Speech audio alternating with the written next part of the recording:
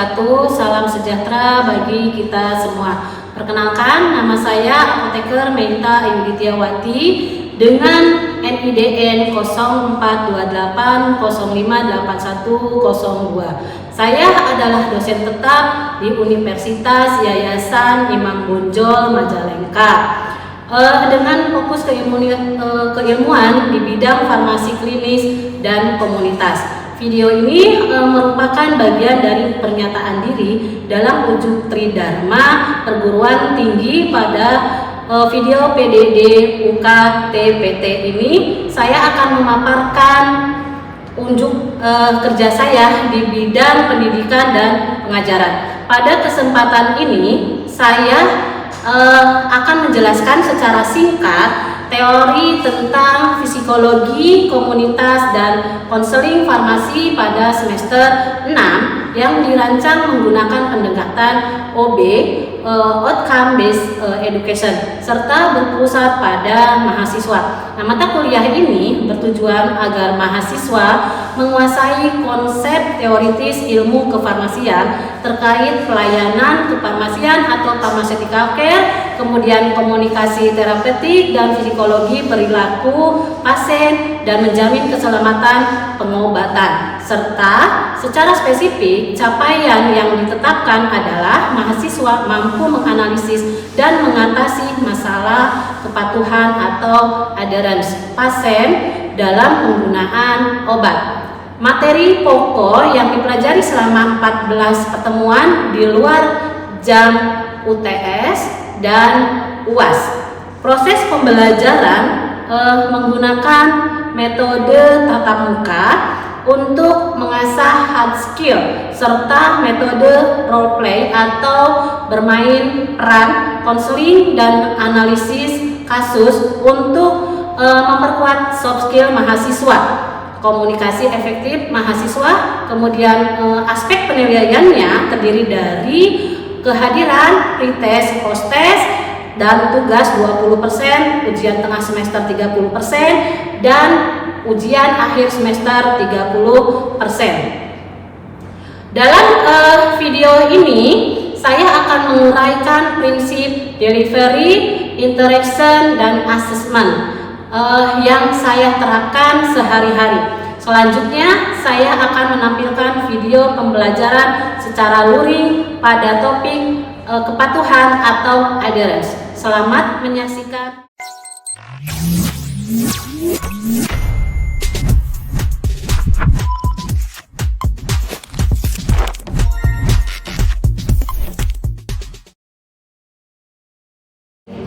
Selamat siang teman-teman semuanya.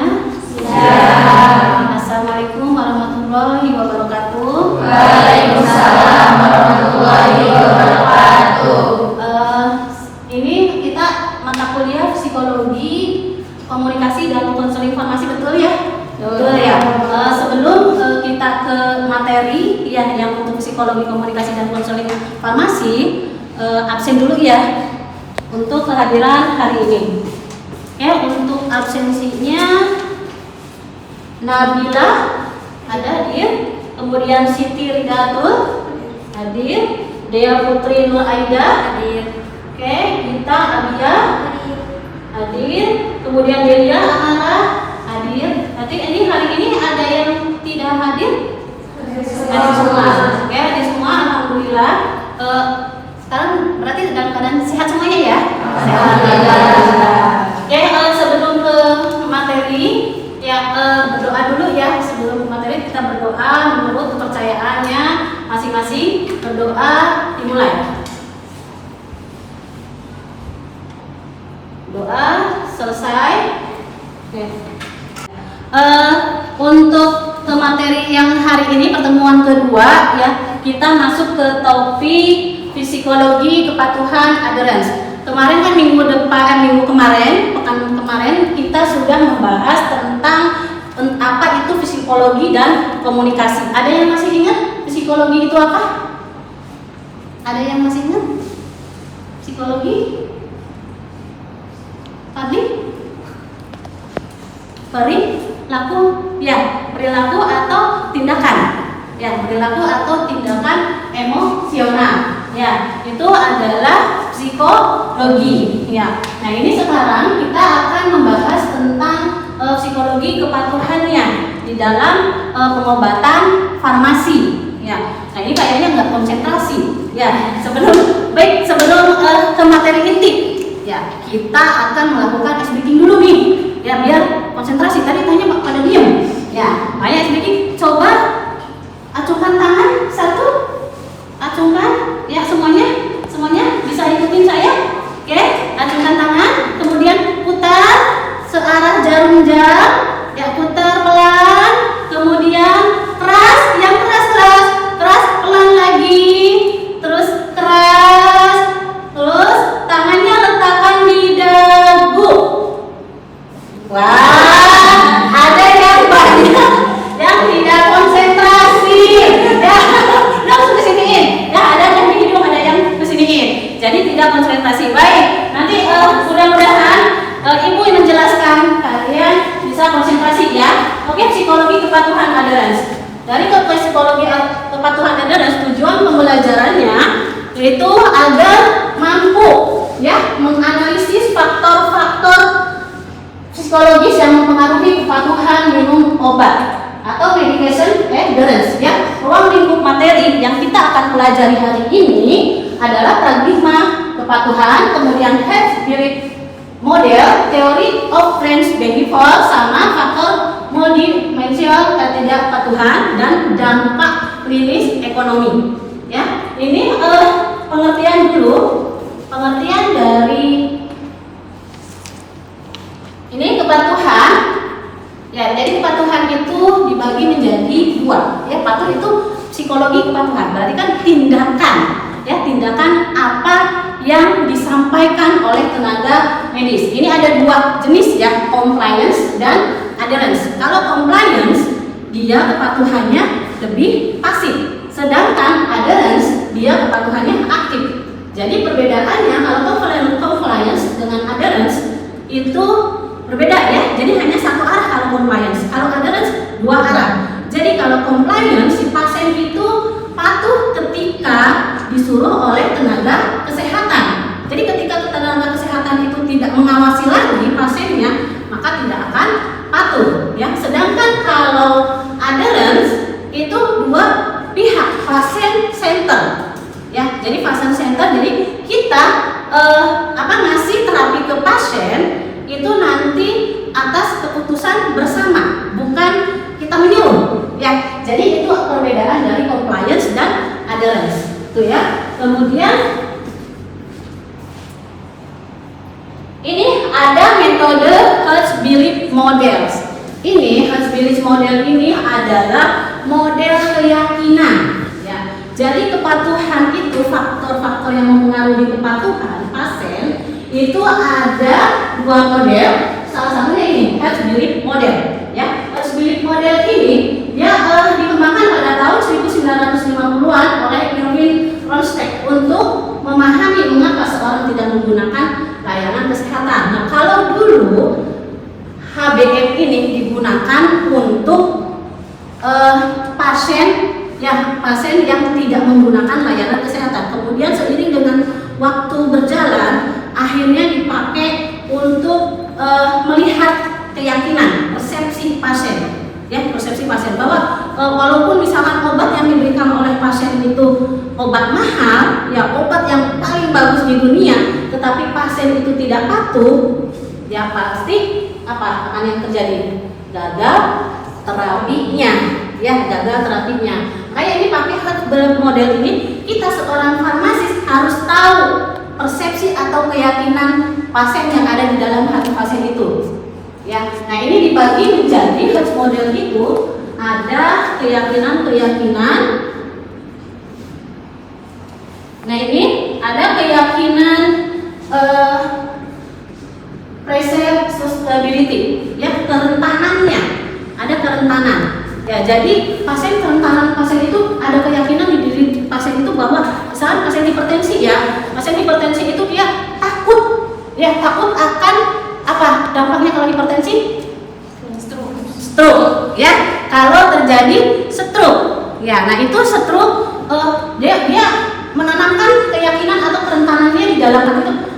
Saya takut kalau terjadi stroke, ya makanya saya akan patuh minum obat, itu ya, dan akan patuh dalam terapinya. Kemudian yang kedua, perceived severity, ya. Jadi apa ini? Tahu ke tingkat keparahannya, ya. Seberapa serius dampaknya jika sudah diobati. Misalnya masalah hipertensi, ya itu stroke juga, ya. Atau terjadi stroke, akhirnya apa? Gagal ginjal, ya, gagal ginjal itu. Nanti kalau di dalam dirinya misalkan ada ditanamkan seperti itu, atau saya takut gagal ginjal. Kalau gagal ginjal kan otomatis akan pengobatannya lebih lagi, ya, obatnya nambah lagi, gitu, biayanya nambah lagi, yaitu harus ditanamkan. Kemudian ada risk benefit, manfaatnya. Si pasien harus tahu manfaat obatnya yang terapi atau yang diberikan kepada pasien, ya, harus tahu ini manfaatnya, bahwa saya itu minum amlodipin itu bukan hanya untuk menurunkan tekanan darah saja, ya, tetapi juga bisa melindungi ginjal. Jadi kita harus patuh, gitu kan, ya. Jadi manfaatnya untuk biar saya tidak terjadi stroke, atau misalkan gula darah atau diabetes, ya, saya takutnya apa kalau diabetes? Ada luka diabetes, timbul luka, ya, luka diabetes, nanti akan terjadi diamputasi. Nah, kalau pasiennya tahu bahwa obat itu bermanfaat untuk mencegah, ya, terjadinya yang amputasi, maka pasien akan patuh, ya. Kemudian ada choose to action, ya, tindakan, ya, apa tindakan yang mendorong bahwa kita harus patuh sama obat, gitu kan, ya. Ini di sini diingatkan keluarga. Ya, kalau misalnya orangnya sendiri, Bu, ya mungkin tetangganya atau saudaranya, ya, harus ada motivasi dari dalam, ya, internalnya, ya. Kemudian ada self efficacy, saya yakin bisa melakukannya. Nah, ini saya tidak mau, gitu kan, terjadi stroke, saya tidak mau diamputasi, sehingga saya harus patuh minum obat. Itu adalah prinsip herd urine model, ya, yang harus ditanam di dalam pasien, keyakinan, ya. Kemudian ada model kedua, teori plan, ya, teori plan behavior. Nah, kalau TPM ini modelnya lebih ke niat, ya, niat. Kalau kejahatan juga kan kalau tidak ada niat atau tidak ada kesempatan, itu ya, kalau kejahatan. Nah, kalau ini ada niat kepatuhan, ya. Jadi kalau ada niat, si pasien itu bisa patuh. Misalnya sikap. Nah, ini sikap. Bagaimana perasaan Bapak Ibu tentang minum obat diabetes setiap hari? Nah, pasti bosan, gitu kan, ya, bosan. Nah, kita sebagai farmasis atau sebagai calon apoteker, kita harus memberikan edukasi manfaat obatnya. Kemudian koreksi mispersepsinya. Jangan sampai ada banyak yang pasien mempunyai persepsi bahwa obat itu bisa menimbulkan gagal ginjal, gitu ya, pasti ya, ada itu. Malah bahkan sebaliknya harusnya, kalau kita tidak patuh minum obat atau tidak sesuai dengan aturan, pasti itu terjadi gagal ginjal, gitu ya, atau ke jantung. Kemudian, nah, kalau faktor terapi dengan obatnya, jadi si pasien itu apa? Jadi apa? Lupa, ya, sering lupa. Kira-kira kalau sering lupa kenapa? Kalau sering lupa? Hah? Nggak ada yang ingetin, pertama, ya, nggak ada yang ingetin. Kemudian sibuk kerja, obatnya tidak dibawa, gitu ya. Kemudian ada lagi lupa ketiduran. Kalau nggak ada yang suka tidurnya, nggak ada, ya, ketiduran, Bu, harusnya minum obat misalkan jam 7 pagi karena tidur, ya, terlelap, bangunnya jam 8, harusnya cepat minum obat, ini lupa akhirnya. Ya, kemudian yang kedua kurang pengetahuan, ya, kurang pengetahuan. Jadi tadi, ya, hanya taat, compliance, ya. Jadi dia itu patuh itu ketika didampingi oleh tenaga kesehatan, ya. Jadi kurang pengetahuan, nanti obat itu, ya udah, pokoknya kata dokternya itu obatnya sehari 3 kali, udah sehari 3 kali. Tidak tahu itu manfaatnya untuk apa obatnya, ya. Itu karena kurang pengetahuan. Kemudian tadi motivasi rendah. Tadi tidak ada yang ingetin, gitu ya, motivasinya rendah. Itu keluarganya itu tidak ada yang mengingatkan. Kemudian takut efek samping, ya, Kalau pada pasien kanker, yaitu obat-obatnya kan mual, ya akhirnya apa? Tidak mau minum obat, akhirnya tidak patuh. Ya, kemudian faktor penyebab terapi pada terapinya regimen kompleks karena banyak aturan cara pakainya seperti apa, kemudian aturan minumnya apa, itu akhirnya malah saya malas, akhirnya tidak patuh. Ya, kemudian ada yang banyak obat atau polifarmasi. Wih, ini terlalu banyak obatnya. Akhirnya udah saya nggak mau minum obat. Itu kan akhirnya tidak patuh juga. Kemudian durasinya terlalu lama. Misalnya tadi pasien hipertensi, kemudian pasien apa? TBC. Diabetes, TBC. Ya, itu kan penggunaan obatnya lama ya, durasinya lama, akhirnya apa? Bosan. Ya, bosan minum obat. Kemudian kepikiran efek sampingnya karena obatnya terlalu lama mengkonsumsinya, jadi akhirnya tidak patuh. Ya, teman-teman, mari kita perhatikan contoh dari kelompok 4 ya tentang role play yang skenario 1. Ya, perhatikan ya. Selamat siang Bapak, perkenalkan nama saya Apoteker Sinta, apoteker yang bertugas pada hari ini. Apakah benar dengan Bapak Ahmad? Iya betul, saya dengan Bapak Ahmad. Oke, baik Pak Ahmad, saya akan menyerahkan obat Bapak dan sekaligus memberikan sedikit penjelasan agar pengobatan Bapak lebih optimal. Apakah Bapak bersedia meluangkan waktu sekitar 5 menit? Iya, saya bersedia, Mbak.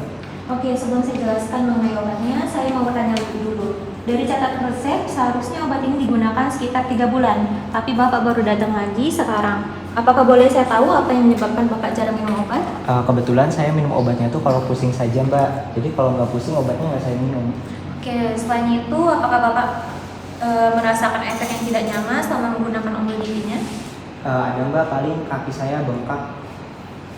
Oke, baik Pak. Sejak kapan ya bengkaknya Pak? Atau ada pada kedua kaki gitu Pak ngerasain bengkaknya?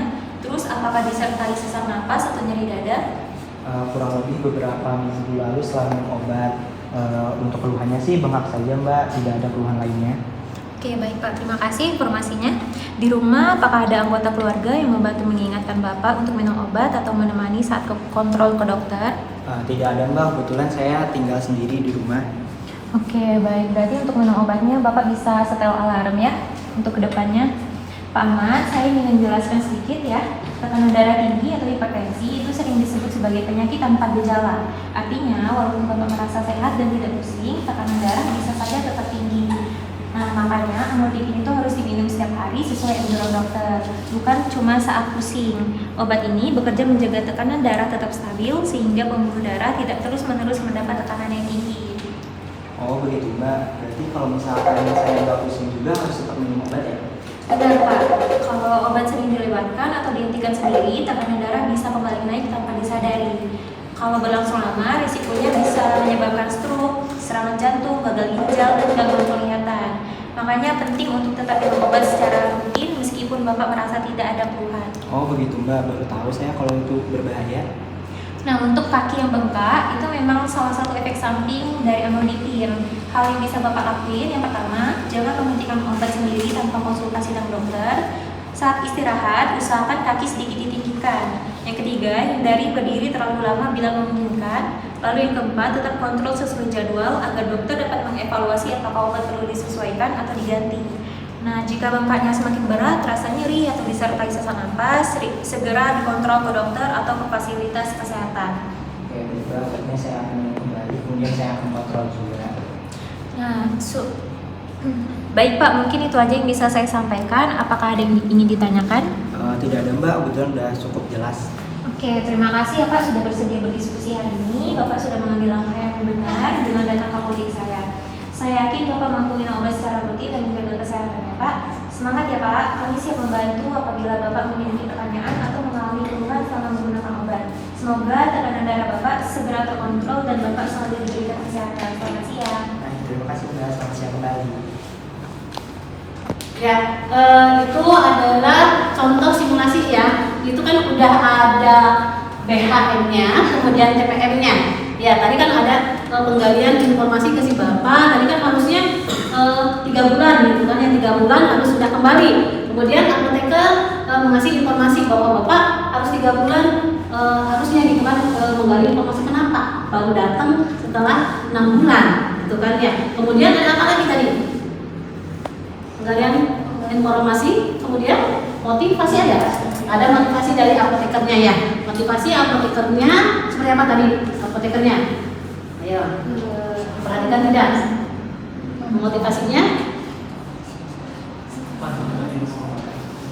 semangat, ya, memberi semangat kepada bapaknya. Kemudian ada penjelasan efek samping. Tadi kan bengkak, makanya si bapaknya tidak patuh yang 6 bulan itu. Ya, itu adalah PHN, yaitu contoh dari simulasi peran, ya, simulasi peran untuk pasien hipertensi yang tidak patuh, ya, karena itu ada efek samping bengkak, kemudian tidak ada motivasi karena si Bapak Ahmad ini adalah sendiri, ya, sendirian si Bapak Ahmad ya. Kemudian apa lagi? Ada lagi selain itu? Bapaknya kurang pengetahuan nggak? Ya, kurang pengetahuan tentang obat. Ya, kurang pengetahuan tentang obat, makanya bengkak ini kenapa bengkak? Dikiranya kan bukan efek samping. Ya, akhirnya ya udah saya tidak minum obat. Kemudian apa lagi tadi? Tanpa gejala, pusing. Ya kan si bapaknya tadi kalau minum obat itu kalau pusing saja. Ya, jadi kan apa masuknya ke dalam? Apa? Ya kurang ya pengetahuan pasien. Tuh ya, mungkin itu saja untuk ngobrol enggak untuk anggota kelompok 4 untuk beri plus ya.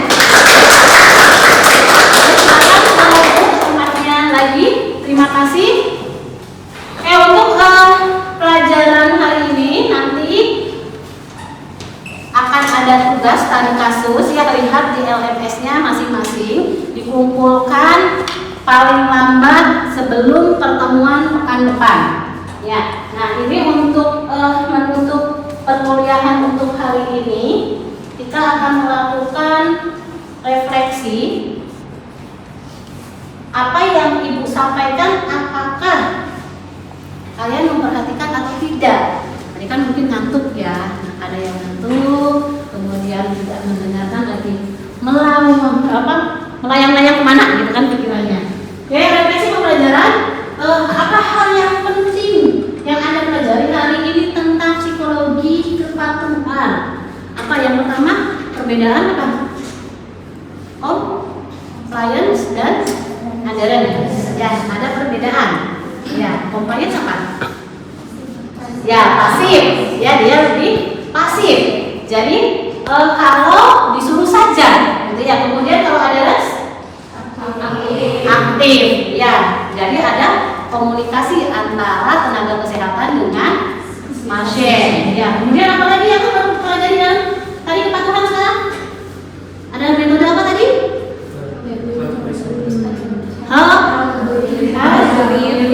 Model. Jadi kita memahami ya keyakinan atau persepsi pasien untuk patuh. Kemudian apa lagi? Teori, plan, model. Kalau itu apa? Apa? Memahami apa? Ada niat. Ya, niat untuk patuh dalam pengobatannya. Tuh ya, kemudian yang kedua, mengapa sebagai apoteker kita perlu memahami HBM dan TPM? Kenapa Ferdi? Kenapa? Kenapa sih seorang apoteker perlu memahami ini, yang dua metode ini? Padahal kan tadi metode model BHM aja itu hanya digunakan untuk pasien yang tidak mau menggunakan layanan kesehatan. Ya, nah kita seorang farmasis atau apoteker, kenapa sih perlu gitu kan mempelajari ini? Kenapa?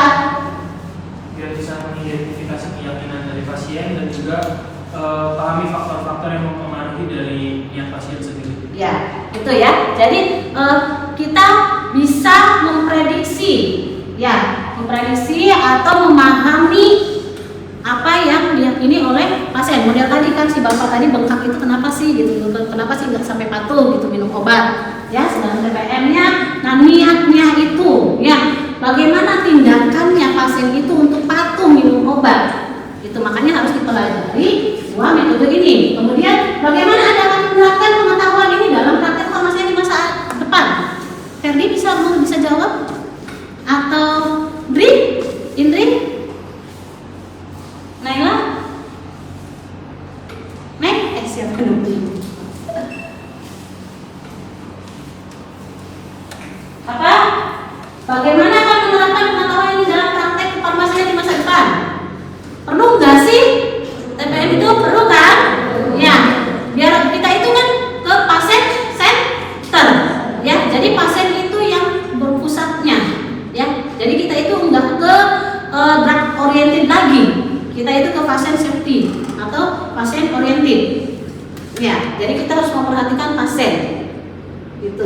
itu perlu ya, jadi perlu harus diterapkan ya dalam praktek apoteker. Ya, kemudian apa tantangan terbesar menurut Anda dalam meningkatkan kepatuhan pasien? Tantangannya apa? Pengetahuan dan lingkungan pasien. Oke, pengetahuan dan lingkungan pasien itu susah. Kemudian ada yang watak pasiennya juga, ada yang keras kepala kan, susah itu untuk patuh. Emosi, ya dari emosinya. Nah makanya kita harus mempelajari psikologi ini. Ya, kan kalau psikologi itu tindakan atau motivasi pendekatan ke pasien secara emosional pasien. Jadi kita harus mengenal kepribadian pasien sehingga pasien patuh minum obat. Itu ya untuk refleksi dan menutup ini. Ya, kemudian nanti minggu depan ya, pertemuan untuk minggu depan kita akan membahas tentang komunikasi. Ya, kemarin kan pekan kemarin kita membahas tentang psikologinya, kemudian ini kepatuhannya dan ketidakpatuhan, kemudian nanti minggu depan kita akan membahas tentang komunikasi. Nah, ini pendekatan komunikasinya. Kita kan kalau praktek pasti perlu dengan komunikasi ya. Jadi kita tidak bisa memakai bahasa tubuh ya.